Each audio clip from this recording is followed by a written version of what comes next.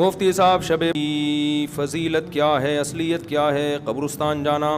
دیکھو شب برات کے بارے میں میرے آڈیو بیان بھی موجود ہیں, ویڈیو بیان بھی موجود ہیں. چند سال پہلے جب میں ویڈیو بیان نہیں میرے آڈیو آتے تھے, اس میں نے حدیثوں کے نمبر کے ساتھ, پورے ترجموں کے ساتھ, پوری سندوں کے ساتھ شب برات سے متعلق جتنی حدیثیں ہیں 15 شعبان سے متعلق تمام حدیثوں کی سندیں, ان کی سندوں پہ بحث, پورا ایک علمی بیان ہے آڈیو, وہ آج بھی یوٹیوب پہ موجود ہے. آپ لکھیں شب برات مفتی طارق مسعود آڈیو بیان یا اولڈ بیان, تو آڈیو بیان آئے گا, پوری سندوں کی, راویوں کی ایک ایک نوک پلک کو اس میں درست کر کے پورا ایک علمی بیان ہے. تو شب برات کے بارے میں آپ کا کانسیپٹ 2 اور 2 4 کی طرح کلیئر ہو جائے گا. سمجھتے ہو گیا نہیں سمجھتے؟ تو اصل تفصیلی بیان تو میرا وہ ہے, کئی سال پہلے ہوا تھا, میرا خیال ہے 2013 یا 12 میں ہوا تھا وہ بیان, آڈیو بیان ہے وہ. تو وہ آپ سن لیں پورے ایک ایک سند حوالوں کے ساتھ, کہ اس میں آپ کو پتہ چلے گا یہ 15 شعبان کی اسلام میں حیثیت کیا ہے. اس کا 2 منٹ میں خلاصہ پیش کر دیتا ہوں. پہلی بات, قبرستان جانا کسی صحیح حدیث سے ثابت نہیں ہے.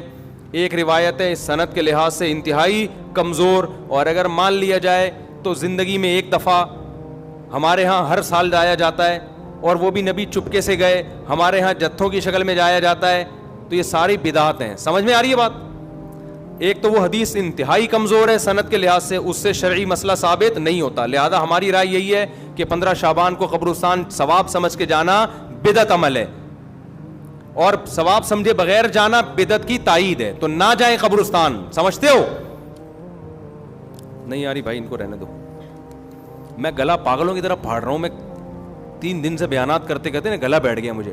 تو 15 شعبان کو آپ کو قبرستان جانے کی ضرورت نہیں ہے. کوئی بولے یہ مفتی صاحب نیا دین لیا ہے, نیا دین نہیں بھائی, جتنے بھی 1400 سال سے جو بدعت سے پاک دین ہے وہ یہی ہے.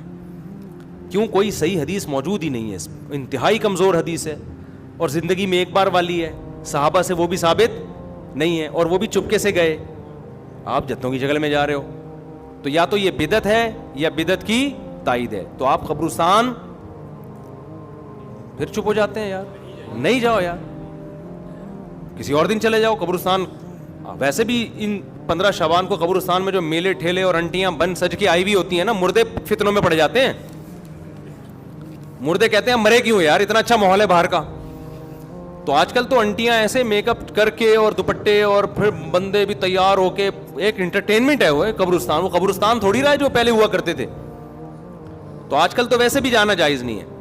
دوسرا کام, اس رات کو لوگ کہتے ہیں نہاؤ دھو اور تہوار ہے. تو تہوار اسلام میں دن میں ہوتے ہیں, راتوں میں. عیسائیوں کے, ہندوؤں کے تہوار ہو سکتے ہیں, مسلمانوں کے تہوار دن کی روشنی میں ہوتے ہیں.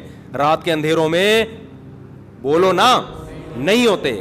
راتیں عبادت کی ہوتی ہیں, تہوار نہانا دھونا اچھے کپڑے یہ دن کے کام ہیں. تو لہٰذا یہ کوئی بھی نہیں ہے کہ رات نہلاؤ, نہا دھو کے اور اچھے اچھے کپڑے پہنو. کوئی مستند روایت نہیں اس بارے میں. تمیز سے سو جاؤ گھر میں جا کے. اور تیسرا کام کیا ہے؟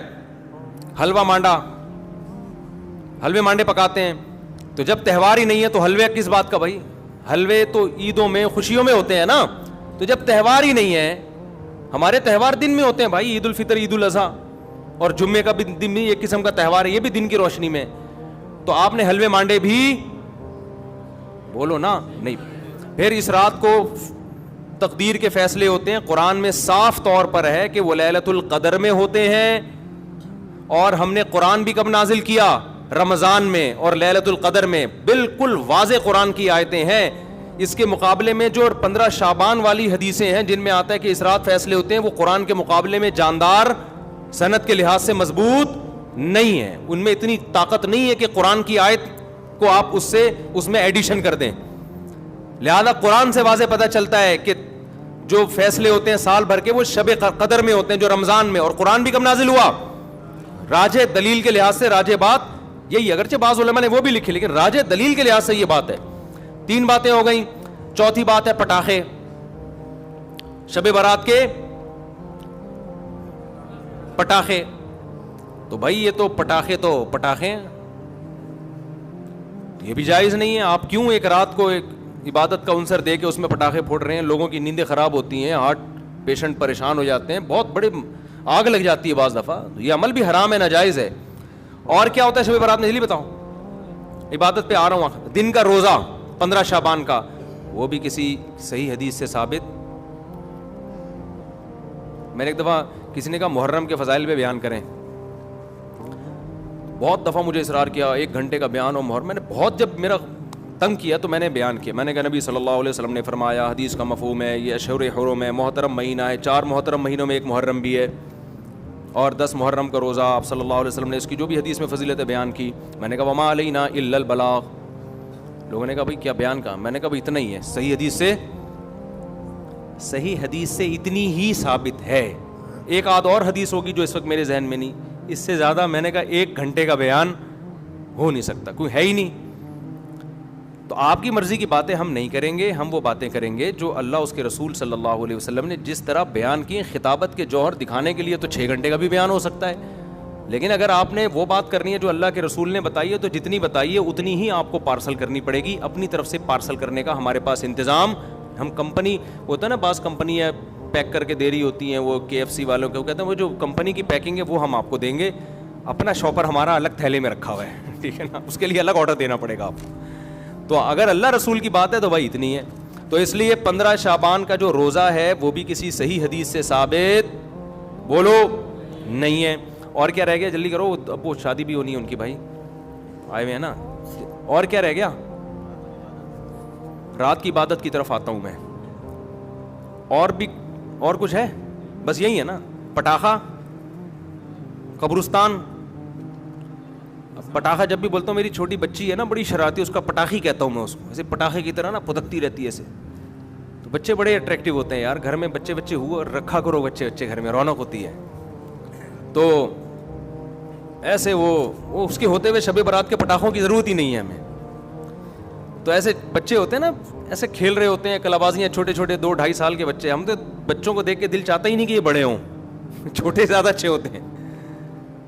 تو پٹاخہ یہ ناجائز ہے. حلوے مانڈے, میٹھا ویسے ہی اسلام میں کم ہے یار, تم میٹھے پھوڑ کے اپنے آپ کو. اور تیسرا کیا ہے, میٹھا کم کیسے, لوگ حدیث پہ کے لحاظ سے اشکال کریں گے, پھر کسی وقت اس کا جواب دوں گا. تیسرا ہے نہانا دھونا, صاف کپڑے پہننا. اچھے کپڑے تو ویسے ہی صاف پہننے چاہیے ہر وقت, لیکن اسپیشلی اس رات میں کوئی فضیلت نہیں ہے. چوتھا 15 شعبان کا روزہ, اور اس رات کو تقدیر کے فیصلے وغیرہ یہ سب چیزیں ثابت نہیں ہیں. ہاں اب جو ہے عبادت ہے یا نہیں ہے, تو جمہور کے نزدیک اس میں عبادت کی فضیلت ہے, لیکن بعض محققین اس فضیلت کے بھی قائل نہیں ہیں. تو اختلافی مسئلہ ہے, اجماعی مسئلہ نہیں ہے اس رات کی عبادت کی فضیلت. لیکن بہرحال جمہور چونکہ قائل ہیں. اس کے دلائل کیا میں پہلے بتا چکا ہوں کہ میں پورا آڈیو کلپ ایک ریکارڈ کروا چکا ہوں حدیثوں کے ریفرنسز کے ساتھ, راویوں کی سندوں اور بحثوں کے ساتھ. تو بہت ساری حدیثیں, اگرچہ کوئی بھی حدیث صحیح نہیں ہے اس کے فضیلت کے بارے میں, لیکن تعدد طرق کی وجہ سے بہت سے علماء کے نزدیک درجہ حسن کو پہنچی ہوئی ہے. تو لہذا کرنے کا کام یہ ہے کہ اگر کوئی کرنا چاہے تو بھائی عبادت کرے. تو اللہ سے امید ہے کہ اس کو اس رات میں عبادت کا ثواب دوسری راتوں کی نسبت زیادہ ملے گا. بعض حضرات اس کے قائل نہیں ہیں. ہاں اب عبادت کا کوئی خاص طریقہ منقول نہیں ہے کہ یہ پہلی رکعت میں یہ اتنی دفعہ پڑھو, دوسری رکعت میں اتنی دفعہ پڑھو. اور نفلی عبادت شریعت ترغیب دیتی ہے گھر میں کرنے کی. افضل کیا ہے کہ گھر میں عبادت کی جائے. اب اگر آپ سمجھتے ہیں گھر میں دل نہیں لگے گا تو پھر مسجد میں آ جائیں, لیکن اجتماعی سطح پہ مسجد میں جماعتوں کی نمازیں قائم کرنا, اجتماعی قرآن خوانیاں کرنا, یہ تمام اعمال بدعت ہیں. تو اگر آپ نے عبادت کرنی ہے تو چلو کسی بہانے عبادت کر لو, تو اس میں یہ ہے کہ انفرادی کرنی ہے, بہتر ہے گھر میں کی جائے, نہیں تو مسجد میں کر لیں آ کے.